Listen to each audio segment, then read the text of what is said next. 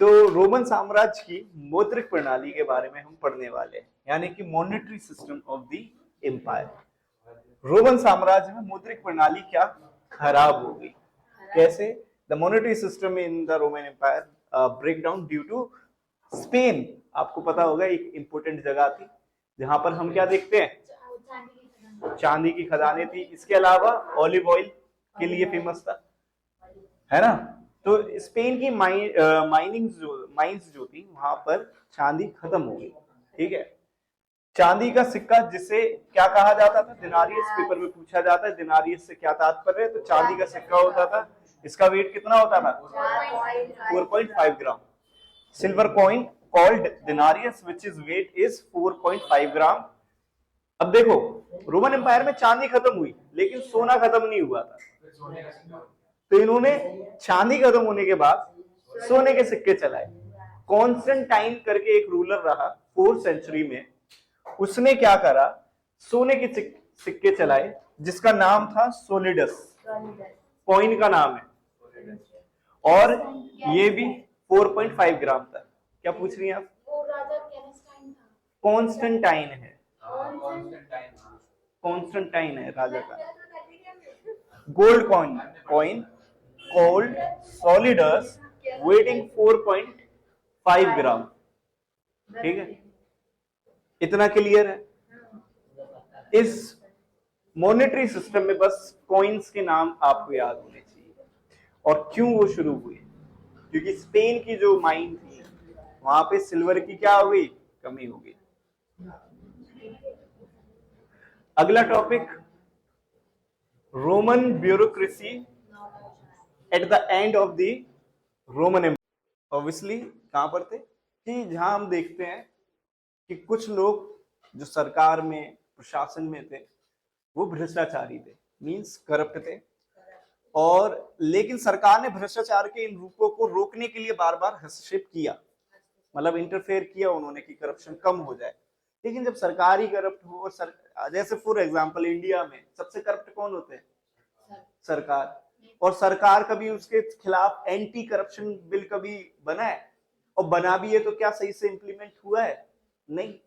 ठीक है, तो उन्हें समाप्त करने के लिए कानून बनाए गए लेकिन इंप्लीमेंटेशन उनका सही नहीं हुआ। भाई, जो इंप्लीमेंट कर रहे हैं वही सबसे बड़े करप्ट है।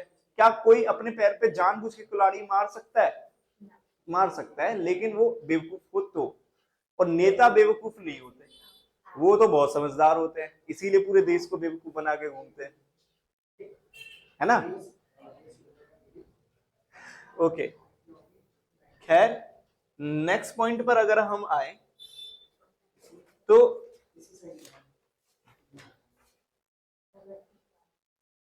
नेक्स्ट पॉइंट जो है हमारा, वो historians and the other members of the intelligentsia commanded such as practices Roman Empire was not free to do whatever they like. Means इतिहासकार और जितने भी इंटेलेक्चुअल्स रहे इस रोमन एम्पायर के अंदर, ऐसी प्रथाओं की निंदा करी इन्होंने। मतलब जो करप्शन है या कुछ ऐसी चीजें जिसकी वजह से करप्शन होता है, रोमन सम्राट कुछ भी करने के लिए स्वतंत्र नहीं थे। राजा होके भी वो कुछ नहीं कर सकता था इसके खिलाफ, ठीक है, जैसा कि वो पसंद करते थे। है by the 4th century tradition of Roman law acted as a brake and was actively used to protect civil rights because these laws powerful bishops could deal with the powerful emperors. लेकिन 4th century में हम क्या देखते हैं, बदलाव देखते हैं। कानून की परंपरा ने एक ब्रेक के रूप में काम किया। नागरिक अधिकार क्या होता है? राजनीतिक, सामाजिक, आर्थिक अधिकारों को हम नागरिक अधिकार के अंदर रखते हैं कि रक्षा के लिए सक्रिय रूप से इस्तेमाल किया गया। इन कानून के कारण शक्तिशाली जो बिशप क्या होती है, एक पोस्ट होती है रिलीजियस कैथोलिक चर्च के अंदर, ये धार्मिक पोस्ट होती है। सबसे ऊपर इसमें पॉप्स आते हैं। पॉप एक ही होता है वैसे, रोमन इटली के रोम सिटी में वो रहता है जो पूरी क्रिश्चियनिटी को लीड करता है। फिर कुछ बिशप्स होते हैं उसके अंडर जो रीजन वाइज क्या करते हैं, इलीट्स होते हैं, ये एक तरीके से अमीर लोग होते हैं इस धार्मिक संस्था के अंदर। फिर पादरी और प्रिस्ट आ जाते हैं। तो बिशप्स जो थे शक्तिशाली सम्राटों से निपट सकते थे, मतलब बिशप्स जो धार्मिक गुरु होते थे वो इतने पावरफुल होते थे कि राजा से भी वो क्या कर सकते थे, फाइट ले सकते थे। देख रहे, खैर परवर्ती काल में और आगे बढ़े हम, लेट एंटिक्विटी यानी कि लेट टाइम पीरियड जो रहा या एंड टाइम पीरियड भी हम इस रोमन एम्पायर का इसको कंसिडर कर सकते हैं। परवर्ती शब्द का उपयोग रोमन साम्राज्य के विकास और पतन में क्या किया जाता है, यूज किया जाता है, या इसके अंतिम क्षणों के लिए भी इसका इस्तेमाल किया जाता है। आकर्षक अवधि का वर्णन करने के लिए किया जाता है। The term late antiquity is used to describe the final facing period in the growth and fall of the Roman Empire. And second point अगर आप देखें तो 4 से लेके 7th सेंचुरी का जो टाइम पीरियड है उसको हम क्या कह सकते हैं, परवर्ती काल कह सकते हैं, यानी कि late antiquity period means 4 to 7th century. कितने साल बन जाते हैं, 4, 5, 6, 7, लगभग 400 साल, ठीक है। These periods saw a considerable changes in the cultural, economic and administrative level. ये जो 400-300 साल रहे, 300-400 साल, ये काफी मतलब ऐसा टाइम पीरियड रहा जब रोमन एम्पायर की संस्कृति, आर्थिक और प्रशासनिक स्तरों में काफी हमें परिवर्तन देखने के लिए मिलते हैं। अब क्या क्या परिवर्तन देखने के लिए मिलते हैं वो आप देखें तो एक राजा रहा डायक्लेशियन, ठीक है। इसने क्या करा, दुनिया के राजा अपने एम्पायर को क्या करते हैं, बड़ा करते हैं। इसने क्या करा, अपने एरिया को छोटा किया। जो एरिया यूजलेस थे उनको हाँ राज्य से हटा दिया। Changes the emperor Diocletian in administration, इसने अपने एडमिनिस्ट्रेटिव में क्या करा, बदलाव करा। 4th सेंचुरी में इसने अनेक संस्कृति और आर्थिक हलचलों से परिपूर्ण रही, बिकॉज डिफरेंट पार्ट्स में डिफरेंट जो रिलीजियस गुरु हैं वो क्या कर रहे थे, इंटरवेट कर रहे थे। At the cultural level many important changes took place in the religious life of the people during this period, means 4 to 7th century. सबसे बिगेस्ट चेंज जो हमें देखने के लिए मिलता है वो होता है the rise of Islam in 7th century, ठीक है। जिनमें से एक सम्राट था कॉन्स्टेंटाइन, जिसने क्या करा, क्रिश्चियनिटी को ऑफिशियल रिलीजन बना दिया रोमन एम्पायर का। ये फर्स्ट ऐसा रूलर रहा जिसने रिलीजियसली क्या किया, कहीं ना कहीं अपने एम्पायर को स्टैब्लिश किया बेस्ड ऑन रिलीजन। इसने क्रिश्चियनिटी को क्या बनाया, राज धर्म बनाया, बनाने का निर्णय लिया। और दूसरा 7वीं सदी में इस्लाम का उदय रहा, ठीक है, the rise of Islam second. अब क्या होगा, अब देखिए, significant changes took place in the structure of the state. These changes started from the time period of Diocletian 284 to 305, ठीक है।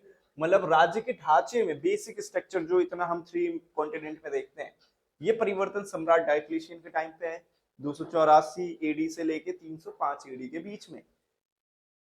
उसने अपने साम्राज्य की सीमाओं पर किले बनवाए। डायक्लेशियन ने क्या करा, he built the forts on the border of the empire, reorganized the province, separate to the civil work from military work, as well as give more autonomy to the generals. इसने क्या करा, असैनिक और सैनिक कार्यों को अलग अलग कर दिया, कौन से मिलिट्री के काम होंगे कौन से नहीं होंगे इनको सेपरेट कर दिया। साथ ही साथ सेनापतियों को अधिक स्वायत्तता प्रदान करी, जो सेना के चीफ आर्मी हेड होते थे जनरल्स, उनको और ज्यादा ऑटोनॉमी दी ताकि वो इंडिपेंडेंट डिसीजन ले सके। In the monetary sector also some new changes were made by him. उसने क्या करा, उसने सोलिडस नाम का एक नया सिक्का चलाया जो 4.5 ग्राम का था।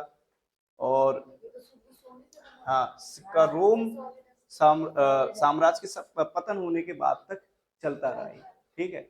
जब तक रोमन एम्पायर एंड नहीं हुआ तब तक ये सोलिडस कॉइन जो है वो रहे प्रचलन में। इसके बाद पॉइंट काफी ज्यादा हो रहे हैं, खैर When the Emperor Diocletian saw that the empire had expanded a lot, many of his territory were no strategic and economic importance. So he left those parts and made the empire small.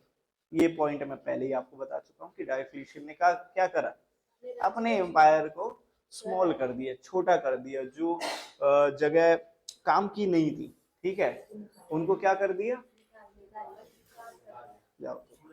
ठीक है। सम्राट डायोक्लिशियन ने थोड़े रणनीतिक और आर्थिक महत्व के साथ क्षेत्रों को छोड़ा था, कोई ऐसे ही नहीं, उसने पूरा स्ट्रेटेजिक कि भाई जो एरिया हमारे काम के हैं ही नहीं, बेमतलब हमारी इकोनॉमी पे क्या डाल रहे हैं, इम्पैक्ट डाल रहे हैं, इनको क्या कहते हैं, मैनेज करने में हमारा पैसा छोड़ो, इनको इनके हाल पे छोड़ दे, ठीक है।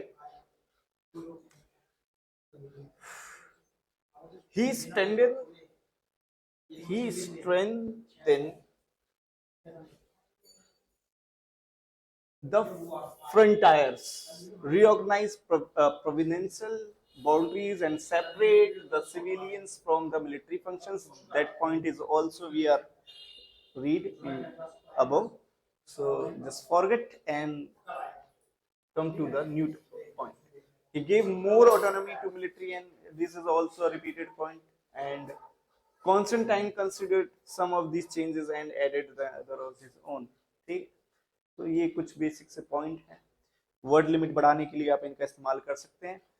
पूरी कहानी ये है कि भाई जो आपका परवर्ती काल रहा, ठीक है, वो रोमन एम्पायर के क्या कहते हैं, फॉल, ठीक है, और डिक्लाइन, दोनों बात एक ही है, ठीक है, उसका कारण, ठीक है। अब हम देखेंगे अगले टॉपिक में कि जो रोमन एम्पायर था, आर्थिक जीवन में बदलाव क्या है, रोमन लाइफ, ठीक है, कुछ रिपीटेड पॉइंट से लग सकते हैं आपको। आर्थिक जीवन में बदलाव आए उनको पढ़ेंगे, धार्मिक जीवन में आए उसको पढ़ेंगे, रोमन साम्राज्य का पतन पढ़ेंगे, देन उसके बाद कुछ important words, and this topic is, ठीक है, खत्म, टाटा बाय बाय हो जाएगा, छोटा सा टॉपिक है, चलिए पढ़। तो रोमन साम्राज्य के में आर्थिक जो हमें परिवर्तन देखने के लिए मिलते हैं वो क्या रहे। The Asian period saw considerable change in economic life, means पुरातन काल ने आर्थिक जीवन में काफी परिवर्तन देखा था, जहां हम देखते हैं कि स्टेबिलिटी थी। ऑब्वियसली ऑगस्टस का जो टाइम पीरियड था उसमें हमें क्या देखने के लिए मिलती है, स्टेबिलिटी देखने के लिए मिलती है। और फर्स्ट एंड सेकंड सेंचुरी जो रही वो काफी अच्छी भी थी रोमन एम्पायर की। राजा का नाम ऑगस्टस, और उसके जो एंसेस्टर रहे। Okay, monetary stability and growing populations, economic life and moderate स्थिरता और आर्थिक बढ़ती जनसंख्या ने आर्थिक विकास क्या करा, परिवर्तित किया, प्रेरित किया। The archaeological record to investment in the rural establishments is oil presses, glass factories, industrial establishment, such as screw press and several water mills. ये सारी बातें 3000 साल पहले की हुई लगभग। अब 2 से 3 क्या ज्यादा अच्छा रहेगा, 2000 से 3000 साल के दौरान की है। वहां पे वाटर मिल भी हो चुकी है, ठीक है, हमारे यहाँ तो पता ही नहीं है ना। This period so also so revival of a long distance trade, इसने क्या करा, जो लॉन्ग रूट वाले ट्रेड थे उनको रिवाइव भी किया। हाँ, फिर से मतलब पुनर्द्वार खोला, जो लंबी दूरी के व्यापार थे, मतलब एशिया अफ्रीका के अलग अलग पार्ट, ठीक है। All this lead to strong urban prosperity, मतलब ये सब मजबूत शहरी समृद्धि का कारण कहीं ना कहीं बना। इससे शहर जो है उनका विकास हमें अधिक देखने के लिए मिलता है एज जो तुम्हारे रूरल इलाके। धार्मिक जीवन में क्या बदलाव आए, तो इसमें वही रिपीटेड पॉइंट कॉन्स्टेंटाइन का आएगा, और इस्लाम वाला और जूडाइज्म, ठीक है।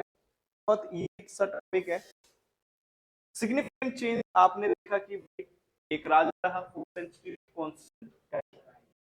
उसने अपने साम्राज्य में क्या किया, क्रिश्चियनिटी को ऑफिशियल रिलीजन बनाया। ये पहले ऐसा राजा बना रोमन एम्पायर का जिसने रिलीजियसली एक्शन किया, ठीक है, क्रिश्चियनिटी को ऑफिशियल रिलीजन बनाया। देन और ये कब हो रहा था, 4th सेंचुरी में। 7th सेंचुरी में इस्लाम का उदय हो गया, और इस्लाम के उदय से आप देखते हैं उसका आज में देखते हैं बहुत सारे एरियो पे क्या किया, मुस्लिम रूलर्स ने कब्जा किया, इन्वेंट किया, रूल किया, ठीक है। तो वो सारी चीजें आपको इसमें दिखेंगी। इसके अलावा ग्रीक और रोमन दोनों शास्त्रीय दुनिया की पारंपरिक धार्मिक और संस्कृति बहुदेववादी थी। मतलब आप देखें तो रोमन एम्पायर में ना कहीं ग्रीक गॉड्स, जो कि इंडिया जैसे ही मतलब पॉलिस्टेटिक रिलीजन था, जहाँ पे एक देवी देवता नहीं कई देवी देवताओं की क्या होती थी, पूजा होती थी। अब क्रिश्चियनिटी मोनोथेसिस है, वो पॉलिस्टेटिक रिलीजन नहीं है, वो एक ईश्वरवादी है, बहुदेववादी नहीं है, ठीक है। क्रिश्चियनिटी में एक ही गॉड है, ठीक है, और उसको भी उसका फेस नहीं है, ठीक है। जो आप ईसा मसीह को देखते हैं वो गॉड नहीं है, वो गॉड के बेटे माने गए क्रिश्चियनिटी में, ठीक है। अब ये YouTube पे वीडियो डल गई तो बाइकआउट हो जाएगा मेरा। खैर अदर रिलीजन ऐसी कंट्रोवर्सी करूंगा।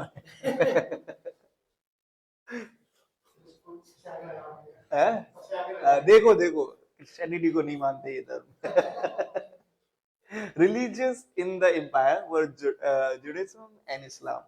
इसके अलावा साम्राज्य के अन्य धर्म जो रहे, अब देखिए इस्लाम का उदय हो गया 7th सेंचुरी में, उसके बाद तो पूरी दुनिया में ही बहुत सारे हमें रिलीजियसली बहुत सारे चेंजेस देखने के लिए मिलते हैं।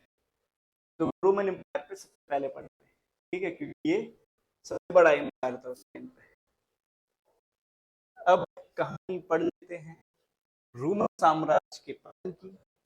तो Roman empire was divided into eastern and western part of the 4th century. 4th century में दो पार्ट क्या हो गया, डिवाइड हो गया था।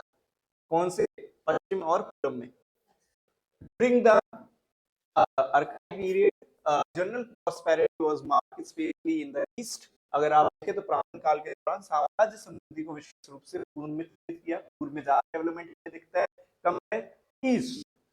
इसके अलावा there was wars between Rome and Iran during 7th century and 3rd, आप देखें तो 3rd सेंचुरी में भी हुई थी एक वॉर, 7th सेंचुरी में भी वॉर हुई। remained united under the former emperor Justinian।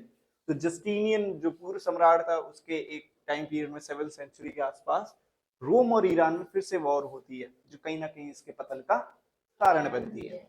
इसके अलावा eastern Roman empire become known as Byzantium. अब ईस्टर्न जो रोमन एम्पायर था ना, उसको रोमन एम्पायर नहीं बोलते थे, या ईस्ट रोमन एम्पायर भी नहीं कहते थे, उसको क्या कहते थे, बाइजेंटियम एम्पायर कहा जाने लगा। बाइजेंटियम एम्पायर ऑब्वियसली जो ईस्टर्न रोमन एम्पायर था। इसके अलावा द स्प्रेड ऑफ इस्लाम। अब अगर आप देखें, the spread of Islam has been called the greatest political revolution, the greatest political revolution in the history of the Asian world. ये statement line आपसे पेपर में पूछी जाती है और फिर आपको एक्सप्लेन करना पड़ता है, ठीक है। तो ये जो लाइन है वो इस्लाम के उदय के लिए यहाँ पे इस्तेमाल की गई है। Large part of the Roman Iranian empire fell into the hands of the Arabs. अब इस्लाम का उदय कहाँ हुआ था, अरब में हुआ था। तो अरब के लोगों ने दुनिया भर में क्या करना शुरू किया, इन्वेंट करना शुरू किया और अपने रिलीजन को प्रमोट करना शुरू किया। A holy Roman Empire was formed from some these kingdoms from the 9th century with indications of the Christian Church। तो ईसाई चर्च के संकेत के साथ अगर हम देखें तो 9वीं सदी तक जो रोमन एम्पायर था वो पूरी तरीके से खत्म हो चुका था। अब कुछ छोटे छोटे किंगडम्स बचे थे जिनका कोई महत्व नहीं था। तो ये था पूरा चैप्टर आपका, और यहाँ पे कुछ शब्द हैं जो आपके चैप्टर में आए हैं, जैसे कि पहला जो वर्ड है वो है रिपब्लिक। तो एक शब्द इस्तेमाल हुआ है गणतंत्र। अब देखिए गणतंत्र जो शब्द है इस चैप्टर के अकॉर्डिंग उसका मीनिंग आपके लिए थोड़ा सा अलग हो सकता है। The name of resign in which is reality power play out with the of the senate. तो रोमन एम्पायर के कॉन्टेक्स्ट में गणतंत्र का मतलब क्या है, एक ऐसी शासन जिसमें सत्ता की वास्तविक तक किसके हाथ में होती है, सीनेट के हाथ में होती है। सीनेट यानी कि अभिजात वर्ग। वैसे गणतंत्र का मतलब आज के संदर्भ में ये है कि वो देश जिसके पास अपना संविधान हो, है ना। सीनेट धनी परिवारों का एक छोटा सा समूह है ना, जिसका प्रभुत्व हो, जिसका डोमिनेंस हो। Senate dominated by the small groups of wealthy families. गृह युद्ध, सिविल वॉर, आपको पता होगा जब देश के लोग ही आपस में क्या करते हैं, लड़ने लगते हैं, तो उसे हम क्या कहते हैं, सिविल वॉर।